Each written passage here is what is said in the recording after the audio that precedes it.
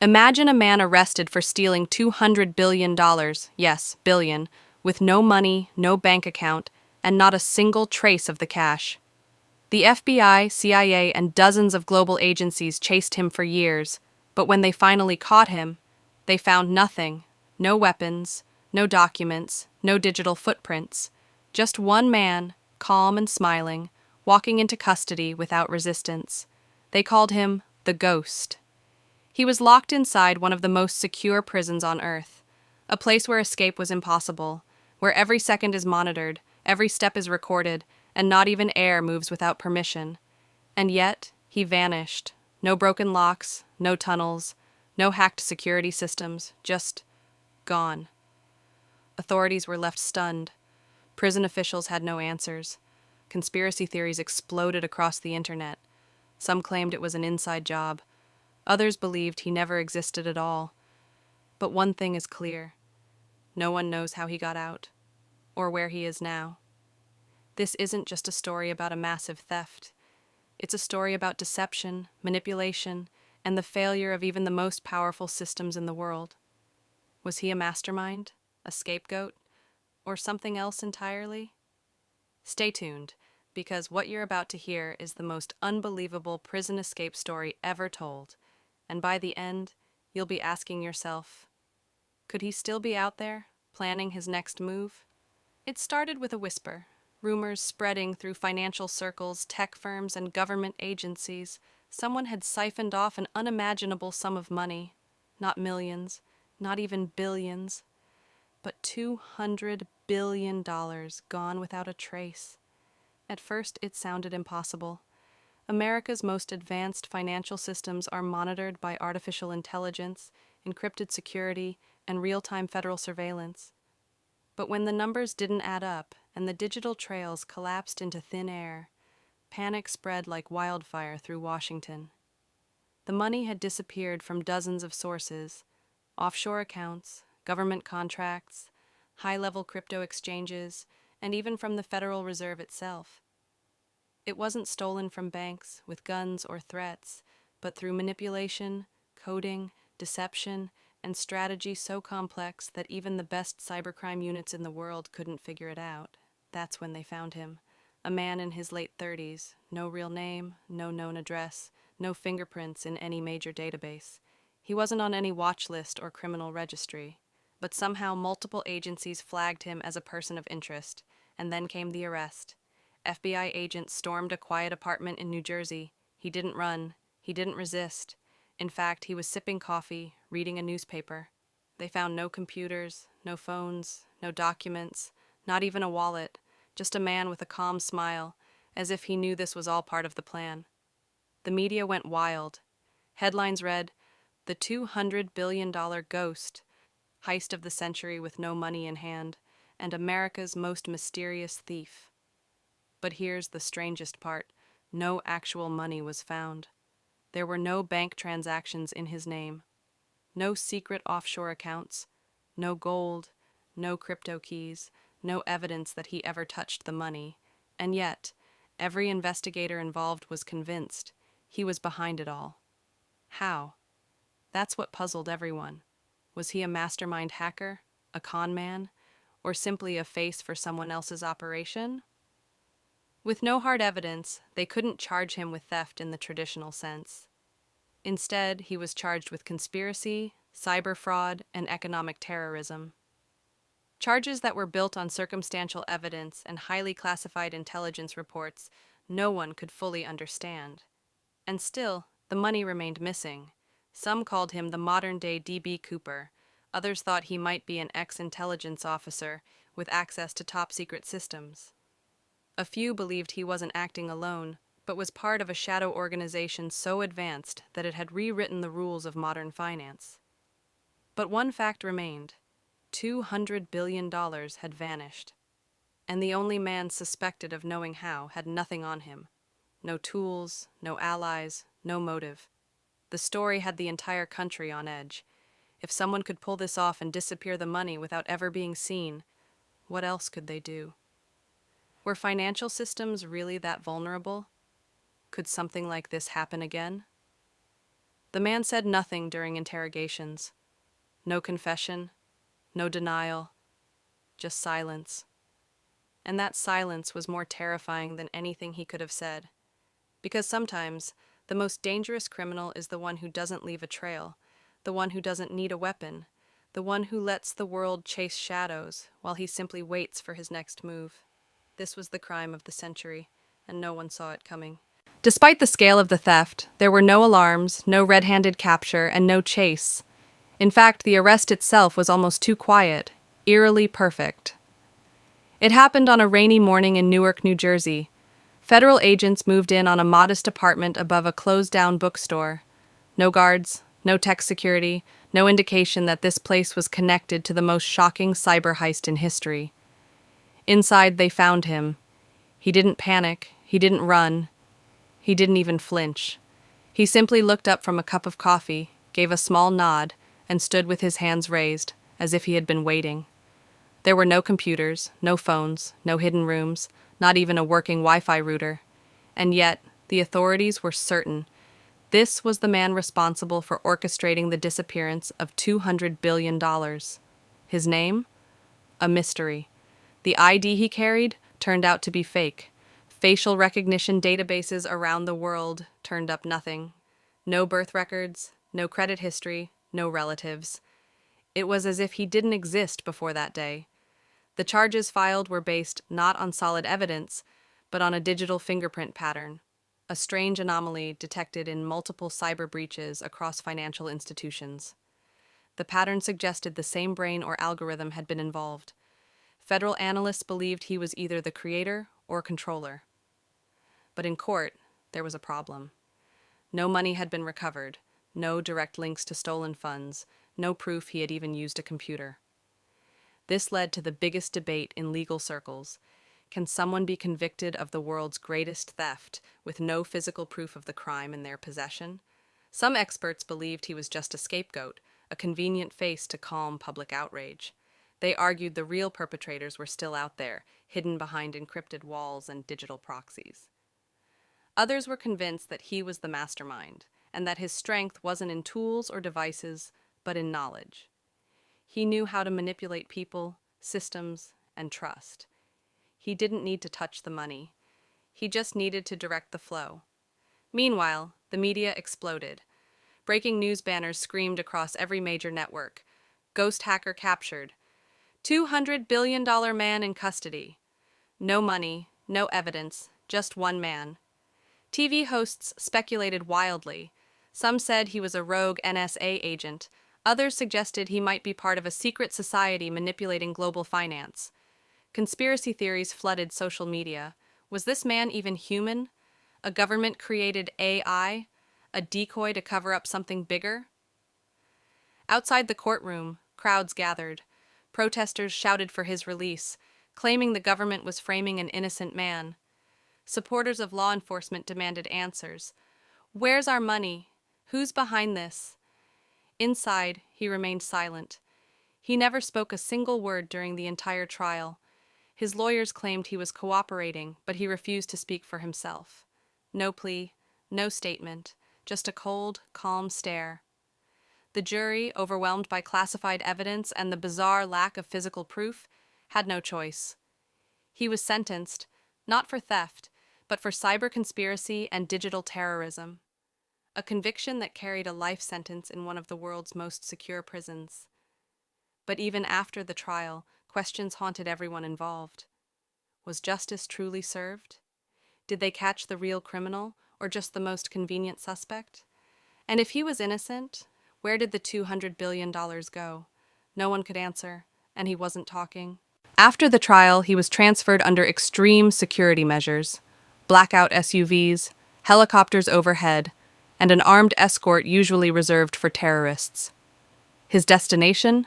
Black Ridge Penitentiary, often called the Prison of No Return. Built into the side of a mountain, surrounded by an endless wasteland of ice and rock, Black Ridge isn't just a prison, it's a fortress. With over 500 surveillance cameras, motion-sensing floors, AI-monitored behavior tracking, and guards trained in counterintelligence, no one has ever escaped, not even attempted. This is where the world sends its most dangerous secrets. War criminals, rogue agents, high-level spies, people who know too much or did too much. And now he was one of them. Cell blocks in Blackridge aren't shared. Every prisoner is kept in isolation. No roommates, no conversation, no contact. Meals are slid through electronically timed hatches. Lights follow a strict schedule, and there's never a moment without surveillance. Inside his 8 by 10-foot cell, everything was built to restrict. A concrete bed, a single light, walls embedded with vibration sensors. No books, no paper, no writing tools, no screens. Just silence and the ever-present hum of machines watching. Prisoners are monitored 24 hours a day, 7 days a week. Heart rate, breathing, movement, even eye patterns are tracked through thermal imaging. If a prisoner spends too long standing still, guards check in. If they pace too much, an alert is triggered. Nothing is left to chance. Escape? Impossible. The outer wall is reinforced steel, surrounded by electric fencing, and guarded by snipers positioned at every corner. Between the main building and the wall is a dead zone filled with motion-triggered pressure sensors and ground radar, capable of detecting even a mouse. The only entrance or exit is via a helipad, and only 2 helicopters have clearance to land, both owned by the federal government and operated under biometric authorization. Even prison staff are rotated monthly to avoid any personal connections with inmates. Yet something about him disturbed even the most seasoned guards. He never protested, never spoke. He simply observed, memorizing guard shifts, meal schedules, ventilation patterns. He was always calm, always watching. Some guards said he made them nervous. Others claimed he knew things, that he would stare at them like he already understood their entire lives. One officer even resigned, saying, "That man doesn't belong in here, not because he's innocent, but because he's beyond us." There was no record of him ever asking for anything, not food preferences, not books, not legal visits. He seemed content in solitude, as though he had been here before, but beneath that silence, something was brewing. To most, Blackridge was a place no one escaped from. To him, it was a puzzle, a system, one he may have already solved. Security experts had sworn that the prison was airtight. Every square inch was accounted for. Every route to freedom closed off. But what they didn't realize was that he didn't need tools to escape. He didn't need to dig, hack, or break through steel. He just needed to understand. And as the guards slept soundly behind fortified walls, convinced that Blackridge could never be breached, he was already planning the impossible. It happened on a cold Wednesday morning. Just past 6 a.m., the prison's automated systems ran their routine biometric check. Heart rates, movement, breathing patterns. Every prisoner was accounted for, except one. Cell 39, empty. At first, guards assumed it was a technical error. Blackridge's monitoring system had never failed before, maybe a faulty sensor or power flicker. But when they arrived at the cell, what they saw left them frozen. No signs of forced exit, no damage, no broken locks, no tampering. The door had never been opened. The cameras facing the hallway showed no one entering or exiting. Inside, the bed was neatly made, the walls untouched. And yet, he was gone, vanished. A full lockdown was ordered within seconds, every door sealed, every camera reviewed. Helicopters scrambled to scan the icy terrain for miles. Snipers took their positions, but there was nothing, no footprints, no heat signatures, no missing vehicles, not a trace of him inside or out. The security footage was next. Analysts combed through hours of video, dozens of angles, every hallway, every guard movement. What they found made no sense. From midnight until 6 a.m., Cell 39's internal camera displayed the same image, him, sitting motionless on the bed. But when forensic teams enhanced the footage frame by frame, they noticed something shocking. It was a loop. 6 hours of a still image, looped and repeated, broadcasted directly into the security system. No one noticed because nothing seemed abnormal. The loop had been perfectly timed, perfectly lit, and somehow inserted into a closed system with no internet access. That raised the question, how? Blackridge's servers were air-gapped, physically isolated from any network. In theory, unhackable. But someone had manipulated the system from inside, or knew how to deceive even the prison's internal sensors. Even stranger, logs showed no system breach, no tampering, not even a missing frame of data. It was as if the prison had fooled itself into believing he never left. Investigators were baffled. No fingerprints, no DNA. The motion-triggered floor inside the cell, never activated. The pressure sensors outside the room, never tripped. Thermal scans showed no change in temperature. It was as if he simply ceased to exist. Within 24 hours, federal intelligence agencies arrived. The case was immediately classified. Prison staff were silenced with non-disclosure orders. Several guards were transferred. Some disappeared altogether. The official report claimed a malfunction, but everyone inside Blackridge knew better. This wasn't an escape. This was a vanishing. Theories exploded online. Some said he used quantum technology to teleport. Others believed he was never in the cell to begin with, just a decoy or a double. A few thought it was an inside job at the highest level, orchestrated by people outside the law. But one theory stood out. According to an unnamed investigator, a strange anomaly was found in the prison's architectural blueprints.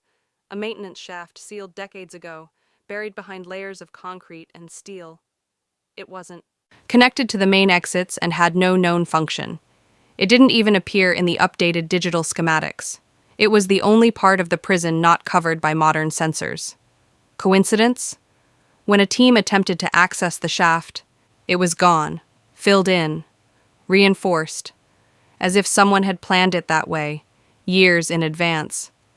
To this day, no one knows how he escaped, no one knows where he went, but the worst part? No one knows what he's planning next. Because when someone escapes a place that's supposed to be inescapable, the world realizes that nothing is truly secure. After the escape, Blackridge Penitentiary went into full crisis mode. For the first time in its history, the unbreakable had been broken. Government officials denied any breach at first. Public statements labeled it a security irregularity and claimed the inmate had never existed under official records. But that only fueled the fire. The media exploded with headlines. Ghost vanishes from maximum security prison. Blackridge breached. Is anywhere safe? 200 billion man escapes without a trace. Was it a prison break or a cover-up? That's the question investigators, theorists, and citizens across the world began asking. If a man could disappear from the most secure facility on Earth, someone had to help him. Was it an inside job? Some former guards anonymously claimed they'd been ordered to look the other way. One hinted at blackmail. Another suggested he had seen encrypted communications intercepted months earlier. But when he reported it, his access was revoked. Then came the strangest revelation. A week after the escape, a single message was sent from a locationless server to 3 of the world's largest news agencies. It read, "You can cage a man, not an idea. This was never about the money." No signature, no trace, just the message. Suddenly, the theft wasn't just about greed. It became a symbol, a challenge to the systems of control, security, and power. The escape became a metaphor for flaws in the illusion of total surveillance. So where is he now? There have been alleged sightings on every continent. A man matching his vague profile was seen in Argentina, then Istanbul, then Iceland, but each lead evaporated before confirmation.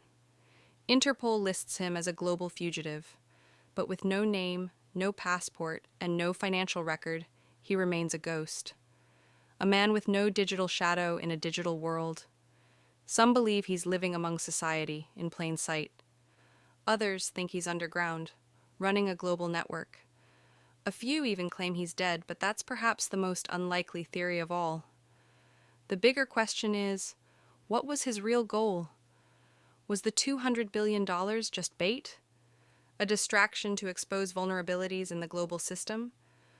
Or was it a statement, proof that money, surveillance, and power can all be manipulated by a single, unseen hand? Philosophers, security experts, and even economists have weighed in. Some believe he was never a criminal, but a modern-day anarchist, challenging the illusion of justice in a world run by systems too big to question. That his silence wasn't fear, but control. His escape not an act of desperation, but of design. And what does that say about justice? That a man can be arrested without evidence, imprisoned without proof, and disappear without a trace. That governments can cover up their failures. That prisons, no matter how advanced, are still built by humans, with human flaws. It left the public divided. Some feared him, others admired him. To some, he's a villain. To others, a legend. But one thing is certain. He changed everything. Blackridge has since undergone a complete overhaul. Hundreds of millions spent to patch a crack no one can fully explain. Surveillance systems updated. New protocols added. But even now, behind closed doors, intelligence agencies continue to ask the same question. If he could do it once, what's stopping him from doing it again? And maybe, just maybe, he already has.